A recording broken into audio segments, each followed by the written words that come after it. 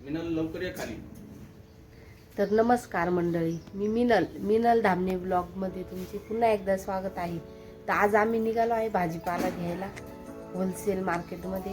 कांदे पण संपले ना, ते कांदे पण आणायचे.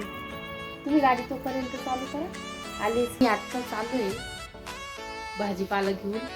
जास्त काही भाजीपाला नाही आणला, दारावर ताजा भाजीपाला आहे. बघा हे सगळं आणलंय आम्ही. बघा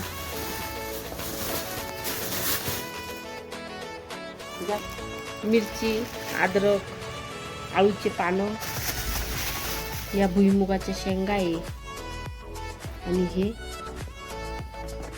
ढोबळी मिरची आणि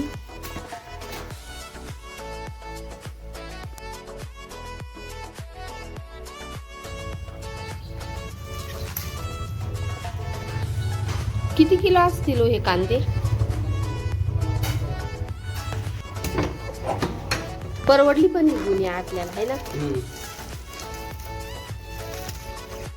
सकाळी सकाळी आम्ही मार्केटमध्ये गेलो, त्याच्यामुळे आम्हाला ही गुन्ही परवडली होती. आणि थोडा भाजीपाला पण घेतला. वरचे कांदे थोडेसे खराब निघाले, ते आदळापट होती ना, त्याच्यामुळं थोडेसे ठेसल्या गेले होते ते कांदे. ती गोणी 50 ते 55 किलोची भरली.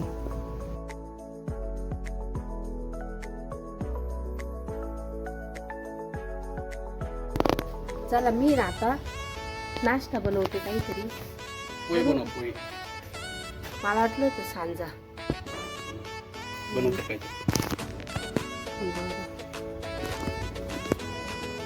चला पोहेच नाश्त्यासाठी मी लगेच मग पोहेच बनवले. सांजा बनवायचा विचार होता, पण पोहे बनवू म्हटल्यावर मग पोहे बनवले.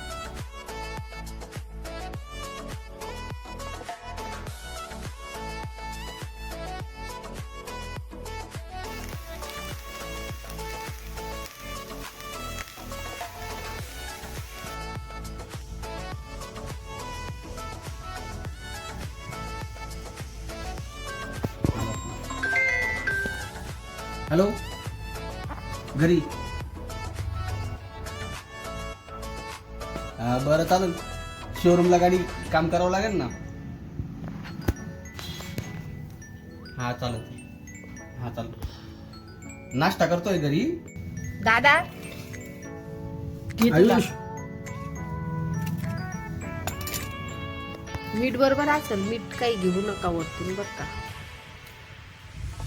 बरोबर आहे का मीठ? नका घेऊ. लगेच मिठाची बरणी कुठेच घेऊन बसा. ते डब्याला ढोबळी मिरची बनवू ना. हा बनव. आणि शेंगा उकडून देऊ का भाजून देऊ? भाजून दे.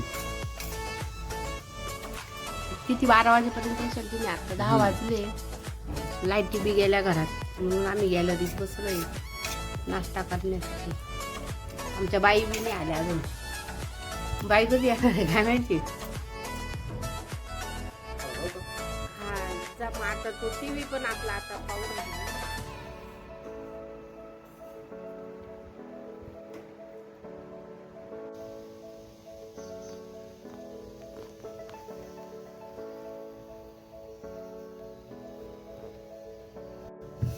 मी ना दादा आता पप्पांना डबा घेऊन जाते रोडला. आले असतील आता ते. मला म्हटले होते आता किती वाजले? 12 वाजले. 12:30 पर्यंत येतो म्हणे. मग म्हटलं बरं या, जाते मग मी डबा घेऊन. बरं शेंगा पण देते भाजलेल्या. भाजलेल्या शेंगा दाखवते ना. हे बघ, भाजलेल्या शेंगा पण देते आता त्यांना. ढोबळी मिरची डब्यात बनवून ठेवलेली आहे. काही आम्हाला ठेवली दोघांना. आमची आजीबाई गावाला गेली नाही ना. आजीबाई कधी येते कधी येईल. आता मी हे शेंगा भाजून घेतलेले आहेत. मी ते आता मी इकडं परत भाजत ठेवलेले आहे. मला वाटलं होतं आधी उकडावा, पण मग नंतर मुलगा म्हटला का मग मी परत भाजूनच छान लागते हे शेंगा. आणि इकडं रात्रीची थोडीशी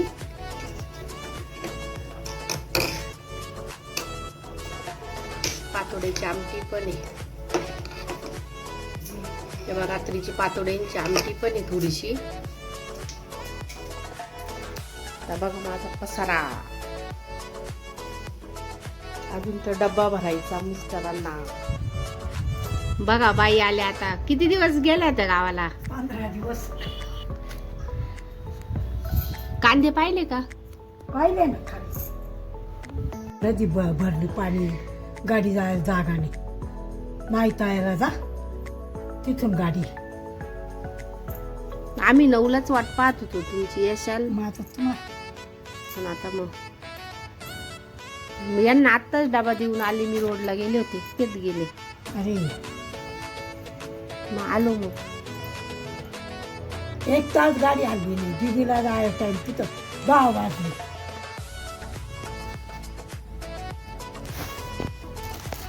पिशवी पण चांगली, लय मोठी बाई. पहा बरं, काढा बरं कशी आहे.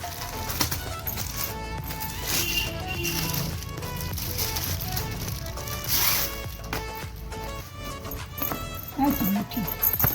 हा बरोबर आहे. त्यांचा रेनकोट आणि ते पण बसल त्याच्यात, आहे ना. त्यासाठीच आणली. डब्बा पण बसल.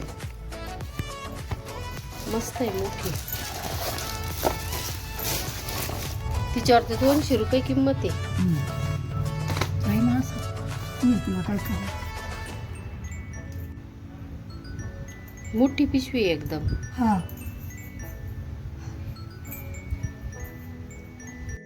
बाईने आल्या आल्या पहिले आंघोळ केली. तिथून निफाडवरून लवकर निघाल्या होत्या ना, त्याच्यामुळं.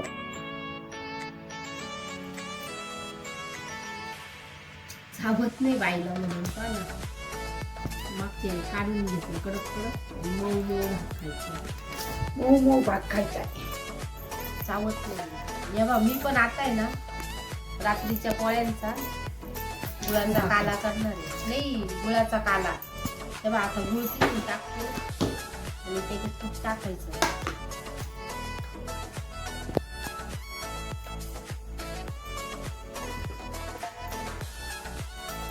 जेवायचं नाही का बाई? 9:15 कधी जेवायचं? पाहिजे असं पिशवी. हा दाखवली ना. काही नाही. छान आहे म्हणे.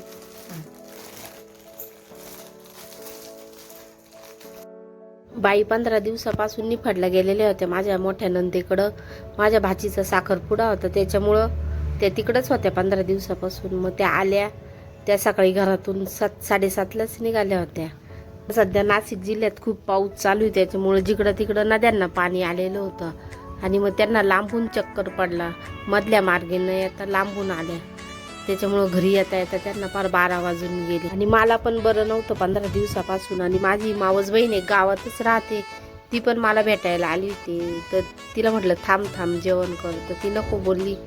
मग ती आली. मग त्याच्यानंतर जेवायला फार उशीर झाला. नंतर स्वयंपाक बनवला, त्याच्या पुढं आम्ही जेवण केले.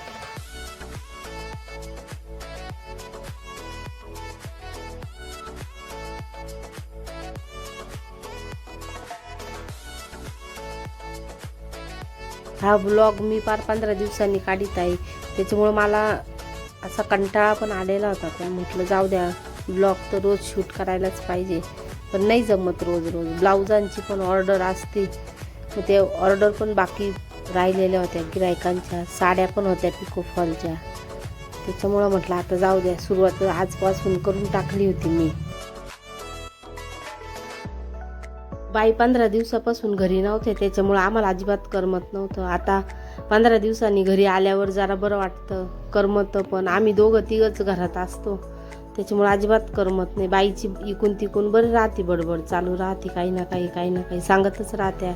त्याच्यामुळं बरं वाटतं बाई असल्यावर घरात.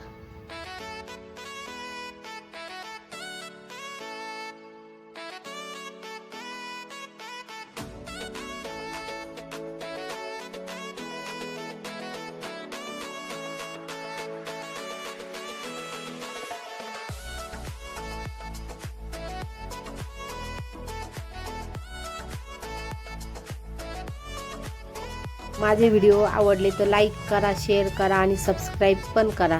भेटू परत. बाय.